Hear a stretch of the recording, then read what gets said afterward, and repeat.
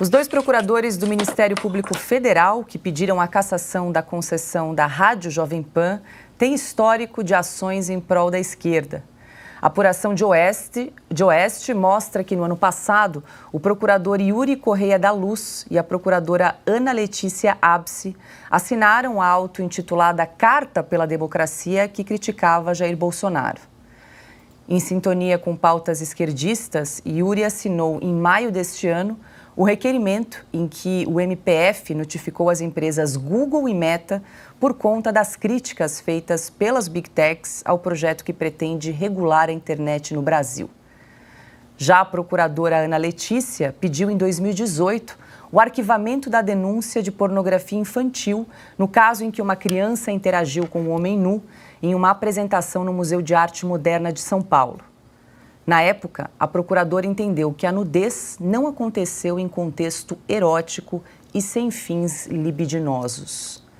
Silvio, está aí então uma apuração da Revista Oeste para saber quem são os dois procuradores que assinaram a ação civil pública que pede, a cassação da concessão da rádio Jovem Pan, algo gravíssimo, preocupante, e um atentado extremamente antidemocrático, querendo calar a imprensa que trabalha com contraditório, que precisa de liberdade para poder exercer um jornalismo independente. Mas isso em regimes democráticos, né, Paula? Sempre importante frisar à luz do hoje. Antes de mais nada, dar crédito a quem assina essa reportagem no site da Oeste, o Anderson Scardoelli e o Álvaro Gadelha, que também trabalha na produção do nosso Oeste Sem Filtro e demais programas da Revista Oeste. Paula, ontem fiz até uma fala longa sobre a questão que envolve a Jovem Pan e, antes de mais nada, parto da premissa de que se fosse qualquer outra rádio, se fosse uma rádio que tem uma linha editorial de esquerda, se fosse uma rádio que já elogiou, por exemplo, o PT, que faz vista grossa à corrupção do passado, eu diria a mesmíssima coisa e eu repetiria a fala de ontem, porque elas têm o direito de se manifestar. Isso faz parte, é pilar da nossa democracia, liberdade de opinião, liberdade de expressão. Isso ainda está em voga no Brasil, porque a nossa Constituição, a de 1988, ainda é válida, apesar do que tem sido feito com ela, especialmente em tribunais superiores, que estão pisoteando a nossa Carta Magna hoje em dia. Mas, veja, ela ainda está em voga. De fato, são dois procuradores que têm histórico de militância. Eu não acho que o Ministério Público, principalmente por ser a última ponta, a defesa do cidadão, o Ministério Público que tem essa imagem do poder acusatório, de defender no limite a sociedade.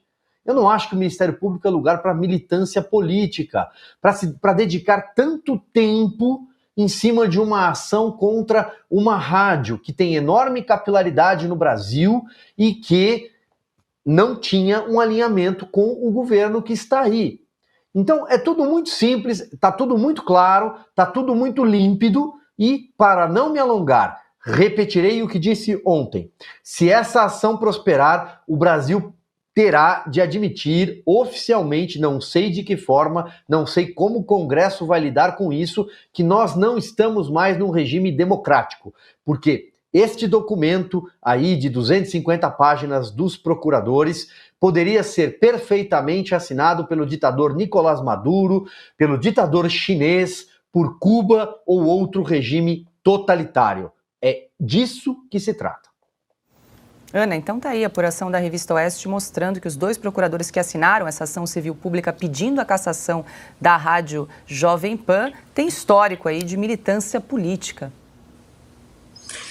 Pois é, Paula, e nessa peça, inclusive, 215 páginas, parecia as 400 páginas do ministro ali dos tapinhas na cara, não tem vergonha na cara, só leva tapinhas na cara, 215 páginas de uma salada, e não falam, não tocam exatamente em momento algum no ponto, na lei que qualquer comentarista ali da Jovem Pan tenha infringido. E aí fica o questionamento, porque eles ficam muito em torno dos questionamentos pertinentes de nós, jornalistas, que também somos uma voz do povo nas ruas, de querer perguntar sobre a transparência da eleição, sobre projetos que são discutidos no Congresso. E aí fica o questionamento: por que, por exemplo, a Simone Tebet, como eu mencionei, por que ela não está nessa peça do Ministério Público? Acho que agora o nosso vídeo está no ponto. Será que o meu voto depositado lá, depois de processado, se concretiza? Então, para que a gente tire essa dúvida, dê tranquilidade ao eleitor, de que ele possa saber que a partir agora de 2016, 2018, ele vai votar e ele vai ter a comprovação saindo ali, o nome dos candidatos que ele escolheu, nós optamos por derrubar o veto da presidente.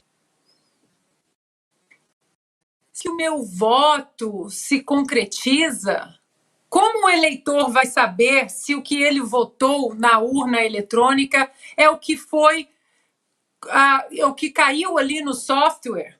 Simone Tebet, ministra do atual governo de Luiz Inácio Lula da Silva, questionando uma segunda camada de segurança no nosso sistema eleitoral. Foi simplesmente isso que nós fizemos durante todo o ano de 2022. Quando a eleição foi decidida, Luiz Inácio é o novo presidente. Nós tocamos o barco porque nós não temos como provar se houve fraude, se não houve. E esse era um assunto pertinente a todos, tanto que dona Simone Tebet, será que meu voto se concretiza na urna?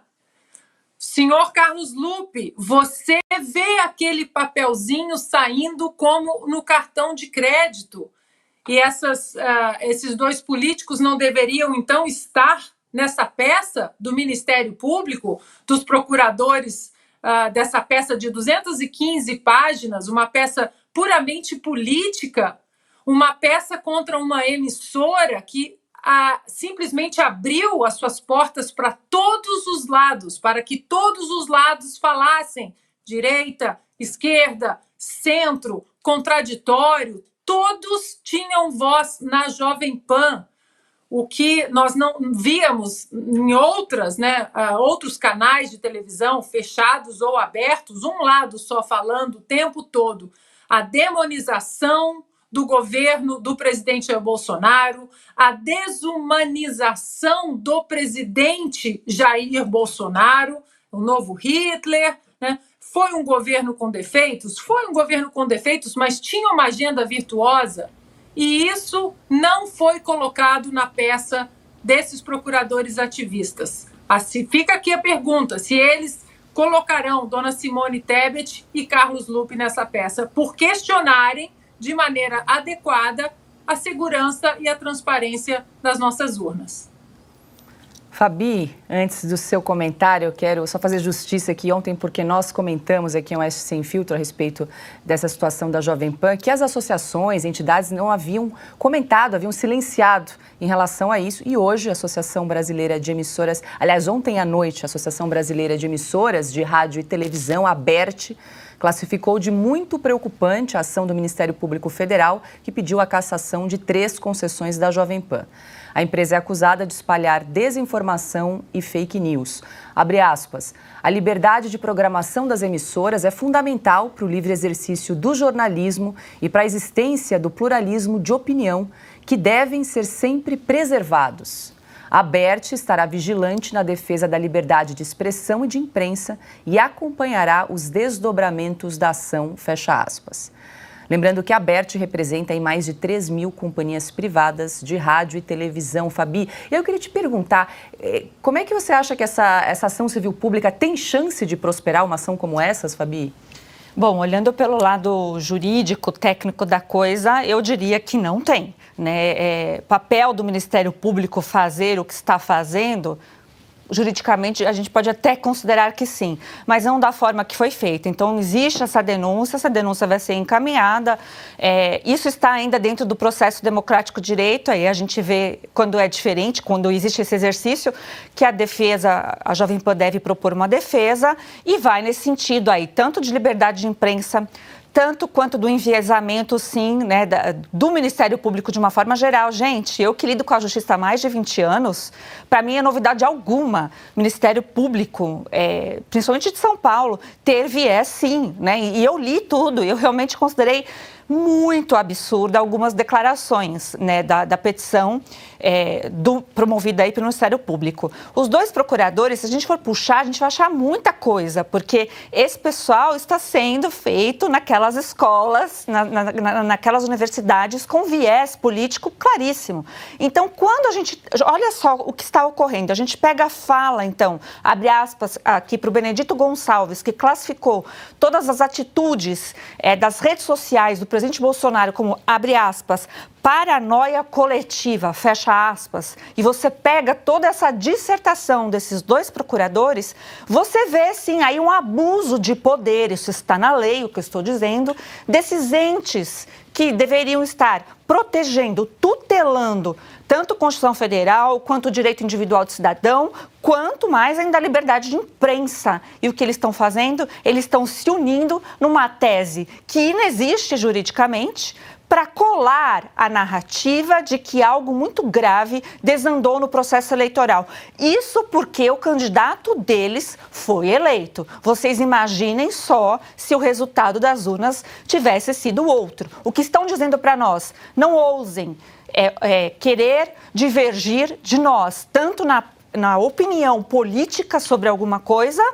E aí eles reverberam nesse sentido, porque só de promover, de permitir que essa ação seja exposta, para mim já é uma grande vergonha ao Ministério Público. Então fica aqui o meu desagravo ao Ministério Público Federal e principalmente nas duas pessoas aí, dos procuradores que têm um viés esquerdista muito latente. E se achar ruim, que prove ao contrário, porque é o Estado que tem o dever de provar, não nós, cidadãos comuns.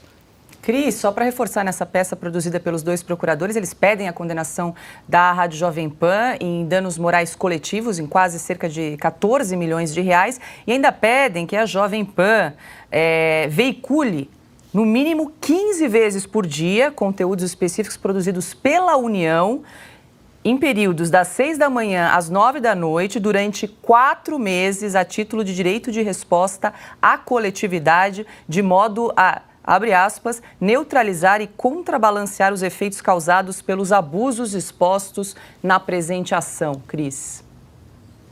Eles estão inspirados naquela decisão do TSE, já presidido por Alexandre de Moraes, durante o período eleitoral, em que a Jovem Pan, nós estávamos todos censurados, estava naquele processo de autocensura, porque veio uma censura prévia tão absurda que a gente não sabia mais nem o que podia ser dito, e a emissora, na época, preferiu tirar boa parte dos comentaristas do ar. Nós ficamos impedidos de trazer a verdade e as nossas opiniões para a audiência da Jovem Pan no período entre o primeiro, uma parte do primeiro e o segundo turno, ali até a eleição. E no dia seguinte, que as urnas eletrônicas elegeram o presidente Lula, nós tivemos todos o contrato rescindido e fomos dispensados todos numa única leva, porque, obviamente, a emissora estava com medo, acuada por essa perseguição e essa pressão, não com base na lei, mas com base na tirania, no autoritarismo. Mas o que eu falo que o ministro Alexandre de Moraes, na condição já de presidente do TSE, obrigou a Jovem Pan? Além de impedir a Jovem Pan de falar verdades, ela obrigou a Jovem Pan a falar uma mentira. Uma mentira. A Jovem Pan precisou ler, e o apresentador leu durante vários programas, que Lula tinha sido inocentado. E isso foi um pedido de Zanin, né, que agora é ministro do STF. Veja como é que está lindo o Brasil, o judiciário brasileiro. Zanin, na condição de advogado de Lula ali, da campanha também, tinha pedido um direito de resposta, e o TSE não só concedeu o direito de resposta, como obrigou a emissora a ler uma mentira. E quem diz que isso é mentira? O ex-ministro Marco Aurélio Mello, que participou, por exemplo, daquela votação, aquela manobra jurídica que o Fachin propôs lá no STF, em que arquivaram os processos contra o presidente Lula, mas ele não foi inocentado. As provas continuam lá, provas sobradas, como disse um dos 9 juízes que condenou Lula, um dos juízes lá do TRF4 de Porto Alegre, em segunda instância. Então, aí o procurador vem inspirado, esse procurador militante aqui, inspirado naquilo, né? A Jovem Pan já foi uma vez condenada a ler uma mentira, e teve que ler uma mentira. Isso pode ter influenciado o processo eleitoral, a gente não sabe quantos eleitores são manipuláveis, muitos podem ter acreditado que ele efetivamente foi inocentado e achado que era um bom voto, né, votar em alguém que tinha saído da cadeia naquelas condições, e agora eles pedem que a Jovem Pan seja condenada a falar mentiras ao longo de 4 meses seguidos. Eu queria só fazer um comentáriozinho em relação às citações que fazem a mim, porque eu sou citada 3 vezes nessa peça de ficção aqui, e uma delas, eles estão me acusando de trazer informações sem provas. Não, queridos, não era informação, era opinião. Eu estava criticando veementemente o ativismo político de Barroso, que foi para dentro do Congresso Nacional para influenciar os integrantes da comissão especial que analisavam a PEC do voto impresso. Outra vez eu estava trazendo a informação de que a sociedade já tinha essa dúvida no ar e queria mais transparência em relação ao sistema eleitoral brasileiro. E aí ele vem aqui enfatizar que eu não sou formada em direito. Como ousa, né, uma jornalista formada apenas em comunicação social estar aqui questionando o Código Eleitoral, a Constituição brasileira? Ora, procurador militante, basta saber ler, e eu fui alfabetizada com 4 anos de idade, eu leio já há mais de 5 décadas, então, por favor, me respeite, eu sei ler a Constituição, eu sei ler o Código Eleitoral, não preciso ser formada em Direito para poder trazer informações que eu li. E em relação às minhas fontes, muitas delas sim formadas e com mestrado, doutorado e pós-doutorado na área de direito, coisa que os mitos de vocês não têm, nem mesmo esse que acaba de chegar ao STF, as minhas fontes elas estão protegidas sob sigilo e eu tenho ainda a liberdade de imprensa para proteger as minhas fontes que estão sob sigilo. Não preciso entregar para o Ministério Público Federal nenhum quem são os meus apoios de informação aqui da área do direito, sim, e que com certeza estudaram muito mais do que vocês. Sabem o que estão falando quando analisam Código Eleitoral, Constituição Brasileira, para informar a mim e a outros jornalistas para que nós possamos informar a população. Como é, aliás, a nossa prerrogativa com diploma, né, de faculdade em comunicação social, habilitação jornalismo. Então, realmente, é uma peça aqui lamentável e, como disse a Fabi, se fosse, né, pelas vias legais, jamais seria aceita pelo judiciário.